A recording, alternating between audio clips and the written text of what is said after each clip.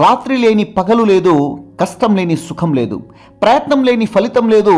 ఎక్కడ నగ్గాలో, ఎక్కడ తగ్గాలో, ఎక్కడ ఎదగాలో, ఎక్కడ వదగాలో తెలుసుకుంటూ ముందడుగు వేయటమే జీవితం. ఒక 30 రూపాయలు పెన్ను కొంటాం, మరుసటి రోజే పోగొడతాం. 3 పెట్టి పెన్ను కొన్నాం, ఎవరికో ఇచ్చేసి 3 కదా పోతే పోయింది ఇంకోటి కొందామనుకుంటాం.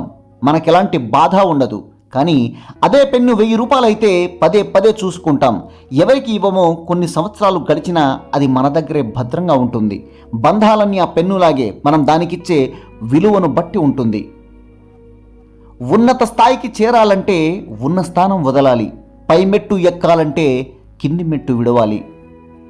ఎదుటి వ్యక్తిని మంచోడా చెడ్డోడా అని పరీక్షించే ముందు నువ్వు అతన్ని పరీక్షించడానికి అర్హత ఉందా లేదా అనేది ఒక్కసారి ఆలోచించు.